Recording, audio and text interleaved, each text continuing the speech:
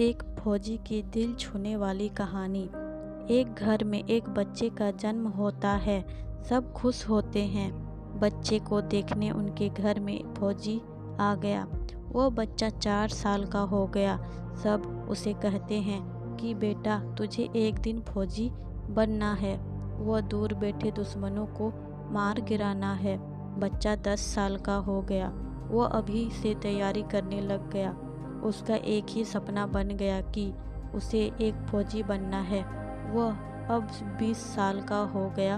बहुत साल से वो फौजी बनने के लिए मेहनत कर रहा है। फौजी बनने और अपने लक्ष्य को हासिल करने के लिए उसने कभी भी गलत काम नहीं किया। उसका सिर्फ एक ही गोल है, वह है इस धरती माँ के लिए अपनी जान कुर्बान करना, देश की रक्षा करते करते शहीद होना। आखिरकार वो अपने मेहनत और लगन से एक बेहतर फौजी बन जाता है। घर में सब खुश होते हैं। हमारा बेटा अपने देश की माँ के लिए अपनी जान कुर्बान करने को तैयार है। उस फौजी की ट्रेनिंग होती है। ट्रेनिंग पास करने के बाद उसे देश की सीमा पर तैनात कर दिया जाता है। वह दिन रात अपने देश की रक्षा करने के लिए तैयार रहता है। दो साल हो गए, वह घर नहीं गया। अपनी धरती माँ के मर्यादा के लिए वह हर दिन सीमा पर तैनात रहता है। वह 22 साल का हो गया।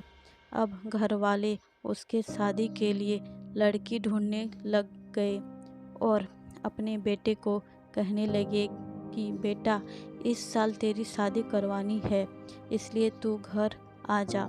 लेकिन दूसरे देश की खिंचातानी से वह उस साल भी घर ना जा सका। घर में बैठी माँ दिन रात अपने बेटे को याद करके आंसू बहाती है। उसने भी कभी अपने बेटे को अपने से दूर नहीं रखा, लेकिन उसकी माँ यह जानती है कि इस माँ से ज़रूरी उस धरती माँ की रक्षा करना ज़रूरी है। देश की सीमा पर दिन रात गोलीबारी होती है और वह फौजी अपने बुलंद हौसलों से उनका डटकर सामना करता है। ऐसे ही 1 साल और बीत जाता है। घर में अब भी उसका सब बेसब्री से इंतज़ार करते रहे। अगले साल उसे छुट्टी मिलती है और वह घर जाता है। घर में सब उसे देखकर इतने खुश होते हैं कि शब्दों में बयां नहीं कर सकते। फिर उस फौजी की शादी हो जाती है और फिर छुट्टी खत्म होने के बाद घर से जाता है। अपने पीछे अपने प्यारे से परिवार को छोड़कर चला जाता है।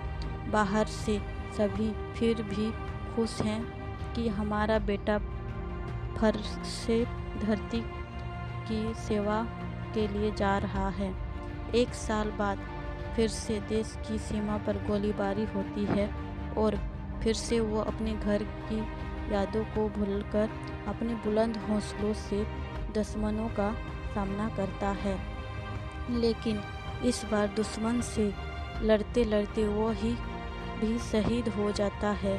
घर में जब शहीद होने की बात जाती है तो उस माँ पर क्या बीतती है, 1 साल बाद को हुई उस पत्नी पर क्या बीतती है, यह तो सिर्फ वही जानती है। अंदर से ही अंदर उनका हाल बेहाल होता है। लेकिन उस घर में फिर से एक जवान पैदा होता है, अपनी धरती माँ पर अपनी जान कुर्बान करने के लिए। मात्र 24 से 25 साल की उम्र में ना जाने कितने जवानों ने इस तिरंगे की शान के लिए अपनी जान दे दी और आगे भी इस तिरंगे में लिपटकर अपनी जान देने रहेंगे। यह जय हिंद, जय जवान।